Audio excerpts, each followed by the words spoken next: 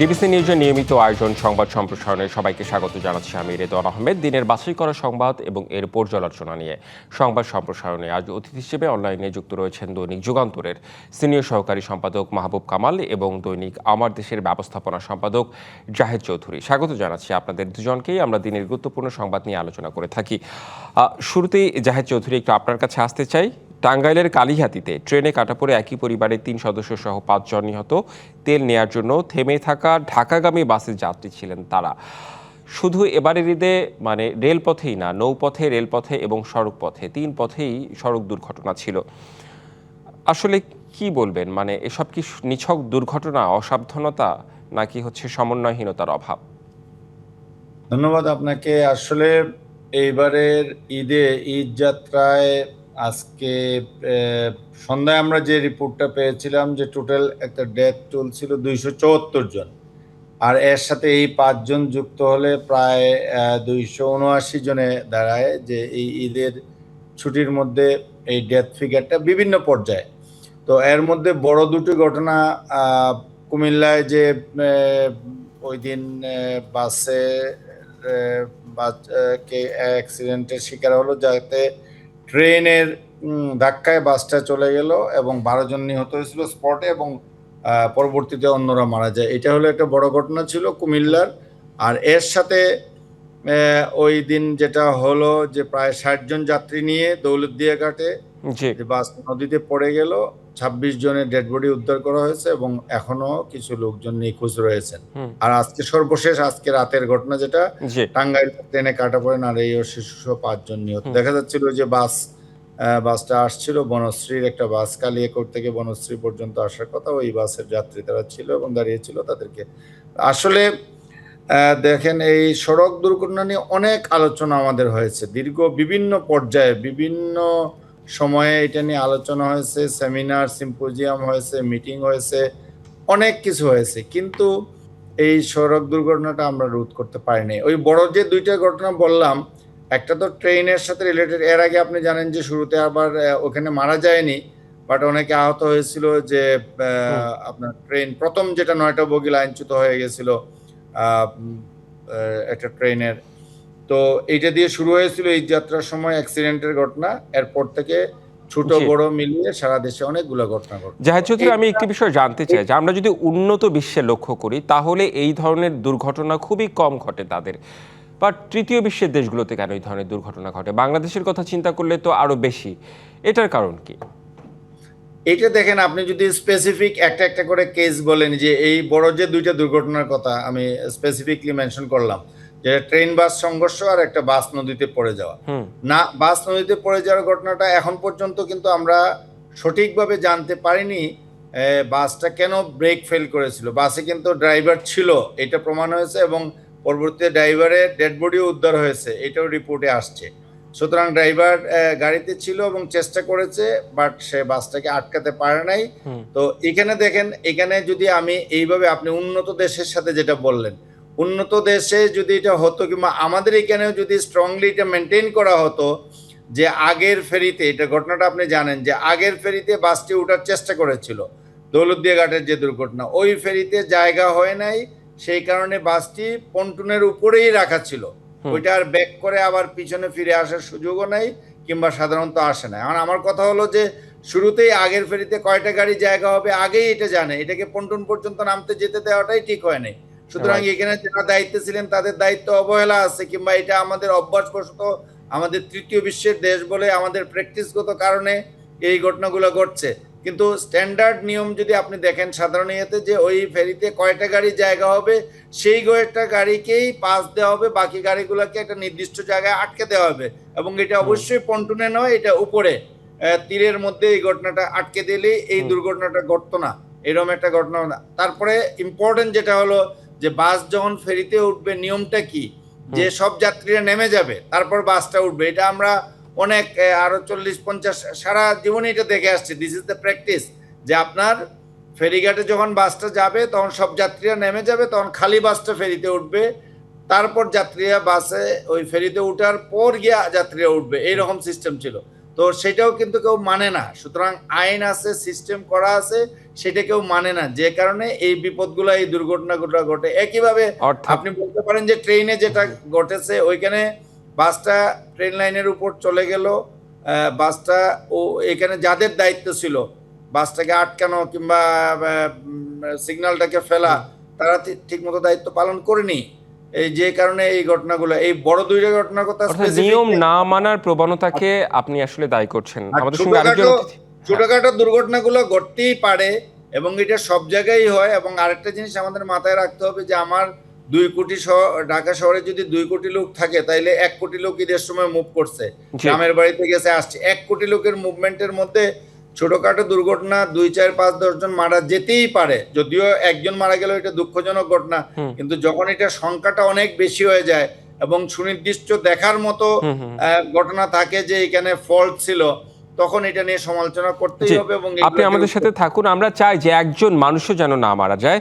আমরা একটু মাহবুব অবশ্যই। কামাল আপনার কাছে আসতে চাই। আপনার কাছে কি মনে হয় যে সারা দেশে এত জনসংখ্যা, এত পরিবহন, অব্যবস্থাপনা রয়েছে এর মধ্যে? এই জাহেদ ভাই একটা লিস্ট দিলেন 279-র মতো।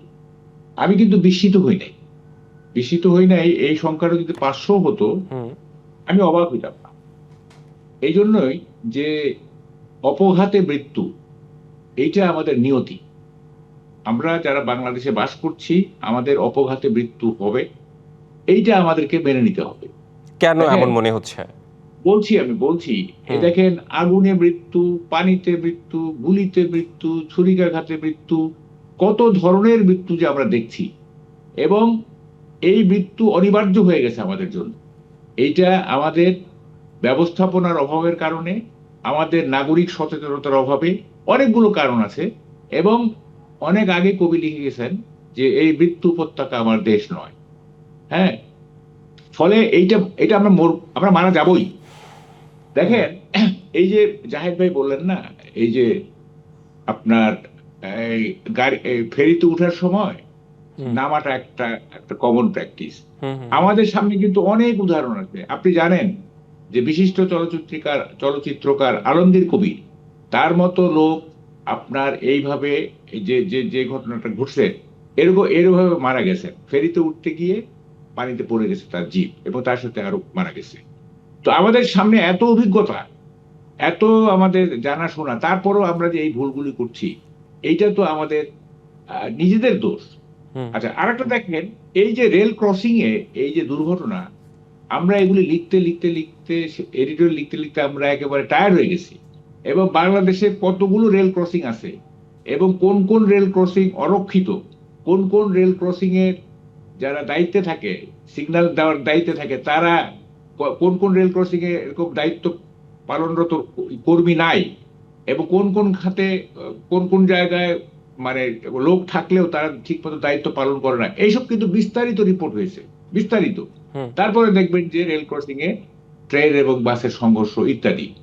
তো এই যে মানে দেখেন, ঈদে আপনার ঈদ যাত্রায় এবং ফিরতি যাত্রায় দুর্ঘটনা হয়, এইটা আমাদের একটা বাৎসরিক অভিজ্ঞতা। এবং প্রতি বছরই কিন্তু আমরা সম্পাদকীয় লিখি যে এইবার এই হয়েছে, এই করতে হবে। কিন্তু এই এবং নিয়তিকে কি আমরা মেনে নিব? আমাদের কি কিছু করার নাই? মানে এই যে নিয়ম না মানার প্র্যাকটিস, এই যে না, অসাবধানতা, এইসব থেকে আমরা বের এখানে হব দেখেন, কবে? আমি বলছি দায়িত্বটা কিন্তু দ্বিমুখী। একটা হচ্ছে সরকারের দায়িত্ব, হুম আর একটা হচ্ছে নাগরিকদের দায়িত্ব। আচ্ছা। এখন কথাটা হচ্ছে যে নাগরিকরা যাতে দায়িত্ব পালন করতে পারে, সেইটার সেক্ষেত্রেও কিন্তু সরকার সম্পর্কযুক্ত। অর্থাৎ আলটিমেটলি কিন্তু সরকারই হচ্ছে সোল রেসপন্সিবল। নাগরিকরা যখন দায়িত্ব পালন করে না, আত্মসচেতন হয় না, হুম সেটার ক্ষেত্রেও কিন্তু এর পেছনে কিন্তু সরকারের দায়িত্বহীনতা এটা সম্পর্কিত। সুতরাং আলটিমেটলি আমি দোষ দেব সরকারকে। হ্যাঁ, এবং প্রতি বছর দেখেন, এই যে ওবায়দুল কাদের অর্থাৎ এই সাহেব যখন অব্যবস্থাপনার জন্য সরকারকে দায়ী করবেন আপনি? হ্যাঁ, হুম দেখেন, মানে ওবায়দুল কাদের সাহেব যখন সড়ক ও পরিবহন মন্ত্রী ছিলেন, হুম হ্যাঁ, তখনও যে ঘটনা, এইবার নতুন নির্বাচিত সরকারের আমলে একটা নতুন সড়ক ও পরিবহন মন্ত্রী হইল, রাইট। একই ঘটনা কিন্তু।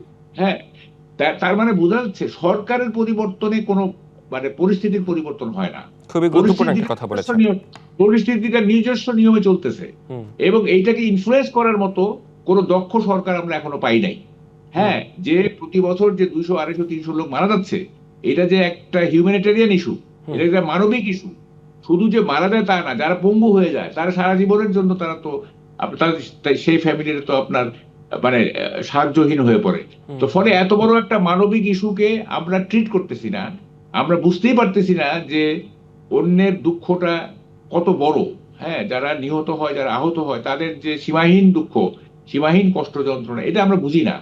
মরবেই তো, এইটা 18 কোটি লোকের দেশ, এত জনসংখ্যা মরবেই, এটা এটা ব্যাপারটা এরকম হয়ে দাঁড়াইছে আর কি। হ্যাঁ, এবং অনেকে হয়তো খুশি হয় যে আমি একটা জনসংখ্যা।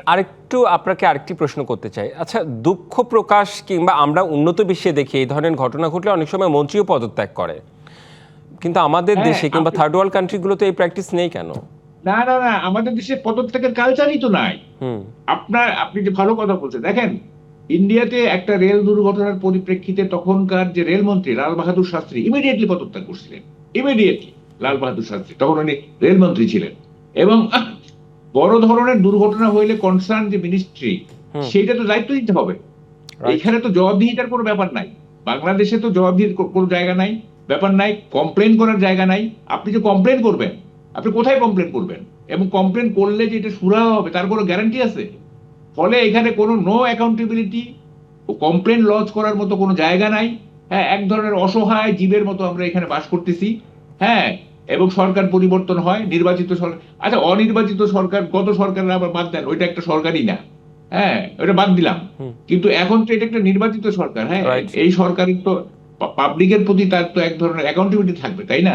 একটা দায়বদ্ধতা থাকবে, দায়বদ্ধতা এবং জবাবদিহিতা থাকতে হবে প্রত্যেকটি বিষয়ে আর কি। যে আমাদের একটা বিরতিতে যেতে হবে, বিরতির পর ফিরে এসে আমরা নিশ্চয়ই আরো কিছু বিষয় রয়েছে, সেসব বিষয় নিয়ে আসলে আমরা আলোচনা করতে চাই। দুজনই সঙ্গেই থাকুন আমাদের। সংবাদ সম্প্রসারণে একটি বিরতি নিচ্ছি, ফিরছি একটু পরেই।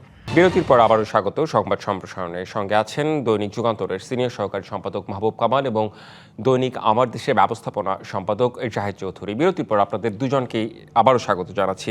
জাহেদ চৌধুরী, শুরুতেই আবার একটু আপনার কাছে যেতে চাই বিরতির পর। সেটি হচ্ছে যে একটু রাজনীতিতে আসতে চাই। আজকে প্রধানমন্ত্রী বলেছেন ৭১-এ কারো অবদান কেড়ে নিতে চায় না বিএনপি, গবেষণার নামে মুক্তিযুদ্ধের গৌরবকে খাটো করার সুযোগ নেই বললেন তারেক রহমান। প্রধানমন্ত্রী বলেছেন। অন্যদিকে মির্জা ফখরুল ইসলাম বলেছেন যে ৭১-এর বিরোধী শক্তি আবারও মাথাচাড়া দিয়ে উঠছে তাদের বিরুদ্ধে রুখে দাঁড়াতে। আমি একটু জানতে চাই যে একদম স্পষ্টভাবেই বলি, শহীদ প্রেসিডেন্ট জিয়াউর রহমান এবং বঙ্গবন্ধু শেখ মুজিবুর রহমান, আমরা কেন দেখি দুই রাজনৈতিক দলের মধ্যে এক দল আসলে আরেক দলের অবদান স্বীকার করতে চায় না? মানে কেন এটা হয় আসলে, আপনার কাছে কি মনে হয়?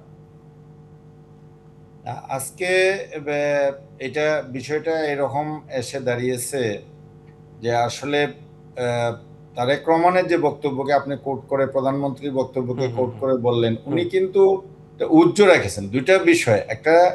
একটা দেখেন যে আমরা গত 15-16 বছর কি কালচারটা দেখেছি। শেখ হাসিনার শাসনামলে আমরা দেখেছি যে কন্টিনিউয়াস শহীদ রাষ্ট্রপতি জিয়াউর রহমানকে আক্রমণ করে কথাবার্তা বলা হয়েছে, তাকে স্বাধীনতা বিরোধী, পাকিস্তানের পক্ষের লোক, যিনি স্বাধীনতার ঘোষণা দিলেন, যিনি জেড ফোর্সের নেতৃত্ব দিলেন, যিনি সেক্টর কমান্ডার হিসেবে দায়িত্ব পালন করলেন, যাকে শেখ মুজিবুর রহমানের সরকারের আমলে, আওয়ামী লীগ সরকারের আমলে বীর উত্তম উপাধি দেওয়া হলো, তাকে তারা পাকিস্তানের চোর বলতেও দ্বিধা করে নেই। শেখ হাসিনার সরকার, শেখ হাসিনা নিজে এবং তার সাঙ্গপাঙ্গ যারা ছিলেন তারা মিলে এমনভাবে একটা পরিবেশ সৃষ্টি করেছেন যে শুধুমাত্র শেখ মুজিব ছাড়া আর কারোই কোনো অবদান যে ৭১-এর মুক্তিযুদ্ধে ছিল, ইভেন তাদের দলের নেতাদের, আপনারা দেখেছেন যে শেখ মুজিবের ১০০ বছর পূর্তি অনুষ্ঠান হয়েছে, শেখ মুজিবের শতবর্ষ আর বাংলাদেশের অর্ধশতবর্ষ, এই যে 50 বছর আর 100 বছরের যে অনুষ্ঠানটা হয়েছিল, 1 বছরের কথা বলে 2 বছর ধরে হয়েছিল, সেইখানে আপনারা শেখ মুজিবের নামের বাইরে আপনি কি আর কারো নাম শুনেছেন? তাজউদ্দিন সাহেবের নাম একটিবারের জন্য শুনেছেন কোন অনুষ্ঠানে, কোন জাতীয় অনুষ্ঠানে? সৈয়দ নজরুল ইসলামের নাম শুনেছেন? তাদের কারোই নাম শুনেন নাই। জেনারেল ওসমানীর নাম শুনেছেন? শুনেন নাই। জিয়াউর রহমানের নাম শুনেছেন? কিংবা আরো যারা সেক্টর কমান্ডার ছিলেন। সুতরাং এক ব্যক্তি কেন্দ্রিক একটা সমস্ত প্রচার প্রচারণাকে এই জায়গায় নিয়ে যাওয়া হয়েছিল। জি। সেখান থেকে আমি মনে করি জনাব তারেক রহমান বর্তমান প্রধানমন্ত্রী অন্তত এই কথায় উনি ফিরে আসছেন, উনি হুম, বঙ্গবন্ধু শেখ মুজিবকে হুম, কোনো ধরনের উনার ব্যাপারে কোনো আপত্তিসূচক কিছু বলেননি। রাইট। রাজনৈতিক সমালোচনা করতেই পারেন, তার রাজনীতি নিয়ে ব্যাপক সমালোচনা আছে, ব্যাপক কথাবার্তা আছে, অনেক কিছুই বলার আছে, কিন্তু উনি তো তাকে নিয়ে কোনো কটূক্তি করেননি আজকের অনুষ্ঠানে। হুম, যেটা গত 16 বছর 17 বছরের যে কালচার ছিল, যে অবস্থাটা ছিল, সেটার থেকে এটাকে আমি একটা বড় পরিবর্তন মনে করি। এরপরে আপনি যেটা বলছেন যে অবদান, উনি বলছেন যার যে অবদান আছে সেটা কারোটাই আমরা খাটো করতে চাই না। এখানে পরোক্ষ একটা ইঙ্গিত আছে যে যার যে অবদান আছে হুম, সঠিকভাবে। হুম, আবার হুম। ইতিহাস চর্চা নিয়ে বলা অর্থাৎ হয়েছে যে এক কেন্দ্রিক যাতে না হয়, বেশি প্রচার যাতে না হয়। দেখা যায় যে এমন ভাবে আমরা করি যে প্রচার করতে করতে এটাকে নষ্টই করে ফেলে দেই, রাইট। শুধুমাত্র অতীত নিয়ে ব্যস্ত থাকি। উনি সেটাও বলেছেন যে শুধু অতীত নিয়ে ব্যস্ত, অতীতকে একবারে ভুলে গেলেও চলবে না। আবার শুধু অতীত কেন্দ্রিক যদি সবকিছুই আমরা আমাদের ধ্যান জ্ঞান মগ্ন সবকিছুই আমরা সেই বন্দনার মধ্যে ব্যস্ত হয়ে পড়ি, তাইলে কিন্তু আমাদের বর্তমানটাও চলবে না। তার মানে উনি এইরকম কি এটি ইঙ্গিত করেছেন যে শহীদ কথাবার্তা আছে। প্রেসিডেন্ট জিয়াউর রহমান, বঙ্গবন্ধু শেখ মুজিবুর রহমান সহ স্বাধীনতা যুদ্ধে যারা সম্পৃক্ত, যাদের যাদের অবদান, সবাই জি, থাকবে এটা গবেষণার বিষয়, এমনই তো উনি ইঙ্গিত করেছেন। এমনই ইঙ্গিত করেছেন, কিন্তু জি। আমি বলবো যে আপনি হয়তো যেটা বলছেন যে সেই পর্যায়ে আসেনি, সেই পর্যায়ে আসবে কি আসবে না এটা অন্য বিষয়। তবে আগের চেয়ে 17 বছরের অবস্থার চেয়ে এখন এটার একটা পরিবর্তন আমরা লক্ষ্য করছি, এবং এটা আজকের অনুষ্ঠানে এটা স্পষ্ট। আর মির্জা ফখরুল নিয়ে যেটা বলছেন উনি বলতে পারবেন উনি কাকে ইঙ্গিত করে কি বলছেন, কিন্তু আমি যেটা মনে করি যে বর্তমান প্রেক্ষাপটটা এখানে খুবই গুরুত্বপূর্ণ। যেমন আপনি 71 নিয়েও বলবেন, 71-এ কার কি ভূমিকা ছিল সেটা নিয়ে অবশ্যই সমালোচনা হবে, হুম, হুম। কারা কি ভূমিকা রেখেছিল, কিন্তু এই একই অনুষ্ঠানে যেখানে প্রধানমন্ত্রী বলছেন যে আপনি অতীত নিয়ে পড়ে থাকলে হবে না, আপনি শুধুমাত্র অতীতকে স্মৃতিচারণ করে অতীতকে রাখলো, সুতরাং বর্তমান প্রেক্ষাপটে ওই আলোচনাটা করতে হবে। শুধুমাত্র অতীতের কথা মনে করে বর্তমানকে যদি আপনি একবারে ভুলে যান, মূল্যায়ন না করেন, তাহলে এটা নিয়েও একটা বিভ্রান্তি সৃষ্টি হবে। শত্রু সারা জীবন কিন্তু একই শত্রু থাকে না, শত্রু কিন্তু বদলায়। বর্তমান হ্যাঁ। প্রেক্ষাপটে আমাদের জাতীয় স্বার্থের ক্ষেত্রে কারা অবস্থান নিয়েছে, কারা জাতীয় স্বার্থের পক্ষে আছে, হুম। কারা স্বাধীনতা সার্বভৌমত্ব রক্ষার জন্য এখন আছে, সেই জিনিসটা কিন্তু মূল্যায়ন করতে হবে। এই কিন্তু সামগ্রিক অতীতকে মূল্যায়ন ভিত্তি না করেই তো করে বর্তমান গড়ে ওঠে। অতীতে কারা কি করেছিল এই জিনিসটাও তো জানা প্রয়োজন নতুন অবশ্যই প্রজন্মের। অবশ্যই সেই জিনিস জানা প্রয়োজন, এবং সেটা সুচ্চারভাবে সেটা জোরালোভাবেই বলতে হবে, পাশাপাশি বর্তমানটাকেও বলতে হবে, আচ্ছা। বর্তমান জি, প্রেক্ষাপট নিশ্চয়ই, নিয়ে আসতে নিশ্চয়ই হবে। জাহিদ চৌধুরী আপনি থাকুন আমাদের সাথে। মাহবুব কামাল, আপনার কাছে একটু এই বিষয়ে জানতে চাই। আসলে আপনি কি বলবেন আজকে প্রধানমন্ত্রীর বক্তব্য এবং সেই সাথে মির্জা ফখরুল ইসলাম আলমগীরের বক্তব্য সম্পর্কে? প্রধানমন্ত্রীর যে বক্তব্য, যার যতটুকু অবদান সেটা স্বীকার করতে হবে। খুবই সেন্সিবল বক্তব্য, এটা হুম, খুবই সেন্সিবল, এবং এটার জন্য আমি তাকে ধন্যবাদ দিচ্ছি। দেখেন, আমাদের মুক্তিযুদ্ধ এবং ইতিহাস নিয়ে নানা রকমের ন্যারেটিভ আছে। হ্যাঁ, আওয়ামী লীগের এক ধরনের ন্যারেটিভ, বিএনপির এক ধরনের ন্যারেটিভ, আমি প্রধানমন্ত্রীটাকে আমি সরিয়ে রাখতেছি ন্যারেটিভ, আবার জামাত ইসলামের এক ধরনের ন্যারেটিভ, এবং এই ন্যারেটিভ গুলি পরস্পর বিরোধী। যেমন ধরেন, আওয়ামী লীগের যে ন্যারেটিভ সেটা হচ্ছে তারা মুক্তিযুদ্ধকে মনোপোলাইজ করতে চায়, মুক্তিযুদ্ধকে বঙ্গবন্ধু সর্বস্ব করতে চায়, এবং রাইট। মুক্তিযুদ্ধ যে একটা জনযুদ্ধ, হুম, এটা যে একটা হোল পার্টিসিপেশনের ব্যাপার, এটা তারা অস্বীকার করতে চায়। হ্যাঁ, এবং এবং অনেকটা এরকমও হয় যে সেনাবাহিনীর যে ভূমিকা মুক্তিযুদ্ধে, সেটাও এক ধরনের অবজ্ঞার চোখে দেখা হয়েছে।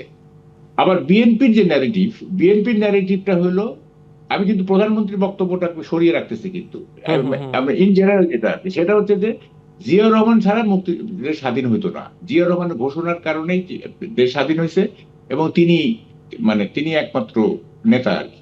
না, বিএনপি আবার কি যেমন এমন মনে হয় না ভাবনা এটা করে? বিএনপি কখনো বলছে। অনেকেই করছে, আচ্ছা, এভাবে বলছে। আচ্ছা। জিয়াউর রহমানকে আবার হাইলাইট করা হয়, কিন্তু একমাত্র নেতা কিংবা জিয়াউর রহমান ছাড়া হতো না এরকম কথা বল না, বাট না, জিয়াউর সেজন্যই রহমানকে আমি প্রশ্নটি করেছি। পতাকাকে আমরা একটু শুনি, হাইলাইট করে। মাহবুব জি কামালের জি কাছে। জি, অনেকেই বলুন আপনি। অনেকেই বলেছে, আমি দেখেছি জি আচ্ছা, অনেকেই হতে পারে বলেছে। এরকম। আচ্ছা, বলুন। কেউ আবার কেউ বলতে পারে আবার হয়তো। দেখেন, জামাতের যে ন্যারেটিভ, সেইটা কিন্তু আমাদের মুক্তিযুদ্ধকে এক ধরনের অস্বীকারই করা হয়। আমি বলছি না টোটালি অস্বীকার না, এক ধরনের।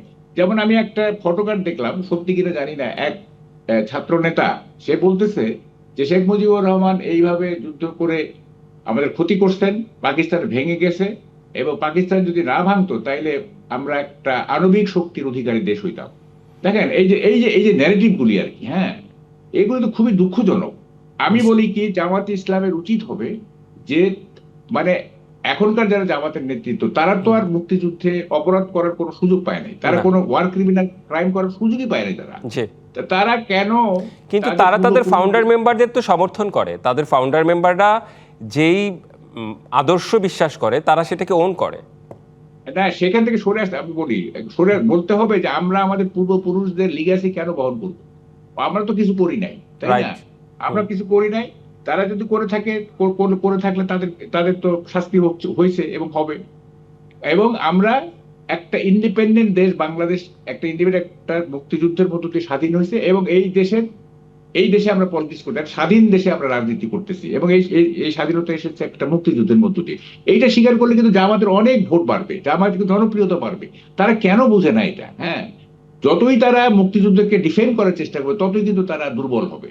ফলে আমি বলি কি, টোটালিটিতে আমাদের দেখতে হবে। জিয়া রহমানের 27শে মার্চের যে ভাষণ, ঘোষণা, এটা খুবই গুরুত্বপূর্ণ।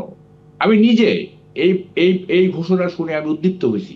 আমার প্রথম রিয়াকশনটা ছিল যে, যাক, সেনাবাহিনী আমাদের সঙ্গে আছে, হ্যাঁ, আমরা পারবো, সেনাবাহিনী আমাদের সঙ্গে আছে, এইটা ছিল আমার ফার্স্ট রিয়াকশন। তো এটা খুবই গুরুত্বপূর্ণ, কিন্তু তার মানে এই না যে মুক্তিযুদ্ধটা জিয়া রহমানের কারণে হয়েছে। দীর্ঘ 24 বছর নিরলস পরিশ্রম। আসলে বিষয়টি পরিধিটা আসলে আলোচনার অনেক বড়, কিন্তু সময় স্বল্পতার কারণে আসলে করা গেল না। আপনাদের দুজনকে অনেক অনেক ধন্যবাদ যুক্ত হবার জন্য এবং আলোচনা করার জন্য। এই ছিল সংবাদ সম্প্রসারণে। ডিবিসির সঙ্গেই থাকুন।